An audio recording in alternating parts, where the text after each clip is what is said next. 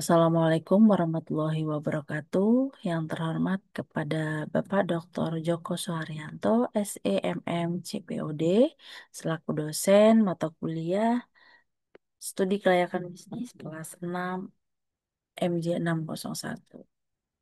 Dan saya Yati Kristiana dengan NIM 22020107069. Pada kesempatan ini saya akan presentasikan terkait kopi kreasi. Gerai kopi digital dengan konsep Create Your Own Blend.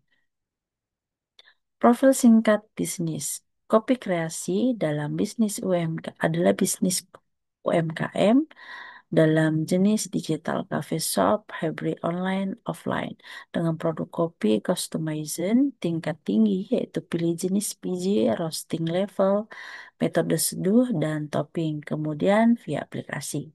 Dalam paket blend box, yaitu biji kopi plus resep kostum untuk diseduh di rumah, serta workshop dasar kopi online dan offline. Target pasar adalah milenial dan Gen Z usia 18 sampai 35 tahun di area urban. Contohnya Jakarta, Bandung, dan Surabaya yang aktif di digital dan menghargai pengalaman personal. Alasan pemilihan usaha. Yang pertama, pertumbuhan pasar. Nilai pasar kopi Indonesia diproyeksi capai 36 triliun pada tahun 2005. Data statistika tahun 2023. Yang kedua, digitalisasi food and beverage, yaitu 65% konsumen urban Indonesia memesan makanan atau minuman via aplikasi dalam data Populix tahun 2023. Yang ketiga, gaya hidup dan personalisasi. Tren experiential consumption dan keinginan konsumen untuk produk yang unik. Yang keempat, yaitu celah pasar. Belum banyak pemain yang menawarkan customization kopi sepenuhnya lewat digital dengan modal hybrid. Dalam kajian aspek kelayakan, terdapat aspek pasar dan pemasaran, kemudian aspek teknik dan operasi, selanjutnya aspek manajemen dan SDM, aspek keuangan estimasi gerai satu, dan aspek risiko dan yuridis. Baik, kita akan bahas satu persatu terkait kajian aspek kelayakan. Yang pertama, aspek pasar. Produksi produk kopi berkualitas dan konsisten, pengalaman unik dan personal, kemudahan pemesanan dan kecepatan layanan, dan konten edukasi, serta asal-usul kopi, serta cara seduh. Dalam pemasaran, strategi pemasaran online, gunakan aplikasi mobile, course call, pesan bayar, simpan blend favorit, lalu loyalty program. Kemudian marketplace seperti GoFood, GrabFood, ShopeeFood, dan atau jangkauan awal untuk jangkauan awal. Yang ketiga, sosial media, menggunakan sosial media seperti IG dan TikTok, membuat konten, proses kos- kostumisasi, edukasi kopi, dan user generate content. Yang keempat adalah influencer mikro seperti kafe antusias lokal. Dalam strategi pemasaran offline, yaitu gerai kecil 30 sampai 40 meter persegi di lokasi strategis dekat kantor atau kampus. Pick up point plus experiential space. Yang kedua, kolaborasi dengan CO working space. Yang kedua, dalam aspek teknik dan operasi, terdapat lokasi dan fasilitas, proses produksi dan layanan, kemudian teknologi atau platform. Dalam lokasi dan fasilitas, yaitu gerai pertama di area SCBD atau Kuningan, Jakarta, aksesibilitasnya tinggi dan target pasar padat. Yang kedua, model cloud kitchen untuk operasional delivery yang minim space duduk. Yang ketiga, fasilitas mesin espresso profesional, grinder presisi, station fruit brew, packaging ECO yang friendly. Kemudian proses produksi atau layanan. Order masuk via APP, kemudian diproses di gerai, QC ketat, lalu siap di pick up atau diantar selama 15, maksimal 15 menit. Kemudian sistem manajemen order terintegrasi APP, kemudian backend, lalu ke kitchen. Selanjutnya teknologi atau platform. Menggunakan aplikasi Android atau iOS, custom build, kemudian Racket, yaitu sistem POS dan manajemen inventory. Selanjutnya yang ketiga ada integrasi payment gateway melalui GoPay, OVO, Kris, dan kartu kredit. Aspek dalam yang ketiga, aspek manajemen dan SDM. Dalam struktur awal organisasi awal, founder satu manajemen, nah, kemudian manajer operasional satu, lalu barista tiga, kemudian drive mitra seperti Gojek dan Grab. Yang kedua, kebutuhan tenaga kerja. Dibutuhkan barista berpengalaman dan training khusus. S- SOP kostumasi 3 orang sip.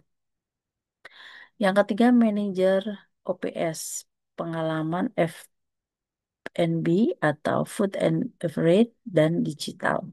Yang empat adalah tim IT part-time atau outsourced dalam maintenance APP dan backend. Kepemimpinan dan digital skill. Founder wajib paham cafe knowledge dan dasar digital marketing. Lalu pelatihan rutin digital seperti literasi menggunakan APP, analitik sederhana, layanan pelanggan, dan cafe brewing teknologi. Dalam aspek keuangan atau estimasi gerai satu, modal awal 800 juta dikurang 1 miliar rupiah. Sumber kombinasi modal pribadi 40%, kemudian pinjaman UMKM 30%, lalu angel investor 30%. Perkiraan pendapatan bulanan bulan ke-6 dan sampai 12.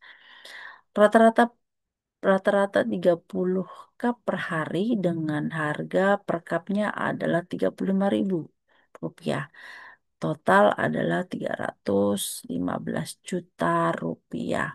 Penjualan dan box 100 box per bulan. Per box adalah 150.000. Jadi 15 juta rupiah. Untuk total pendapatan kotor yaitu 330 juta rupiah.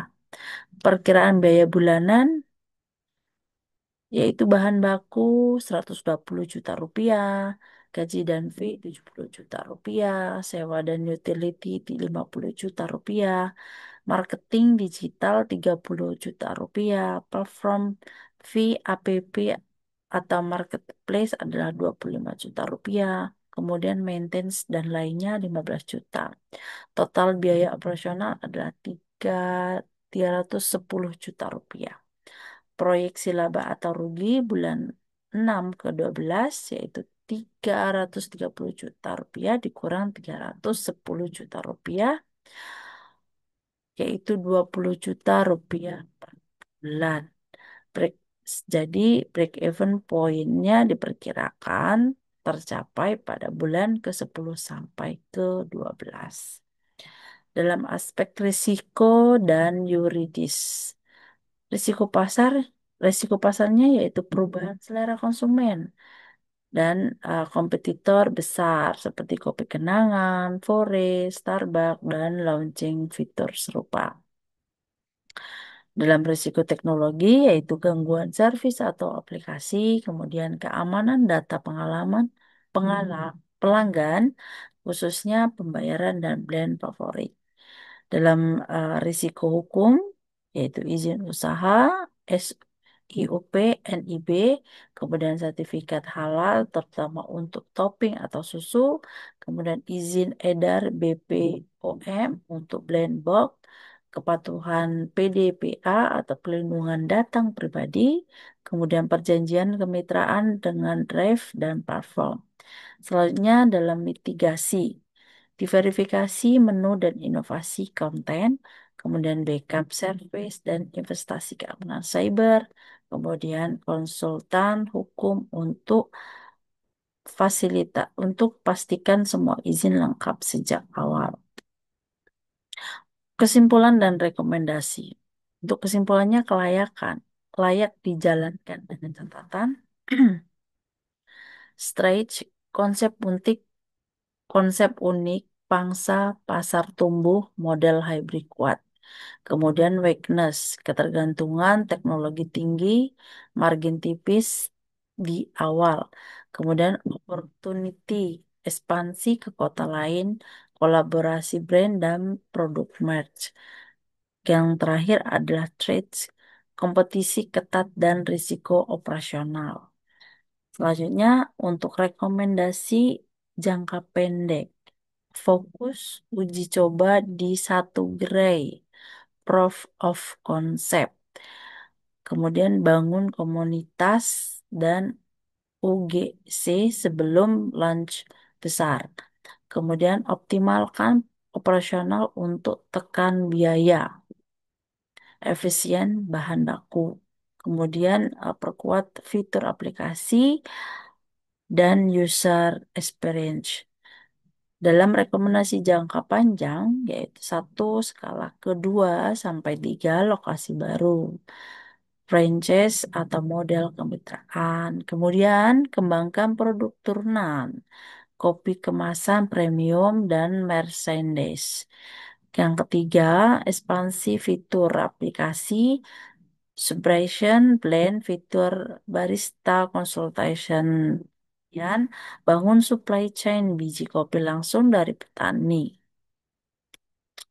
Baik, untuk kesimpulan secara keseluruhan terkait kopi kreasi, yaitu kopi kreasi memiliki potensi besar di pasar F&B, Food and Beverage Digital Indonesia, dengan konsep personalisasi yang kuat, operasional efisien, berbasis teknologi, dan manajemen risiko yang baik.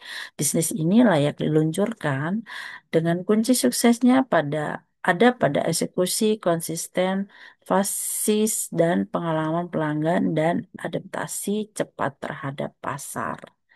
Baik, sekian terima kasih terkait presentasi kopi kreasi gerai kopi digital dengan konsep Create Your Own Blend.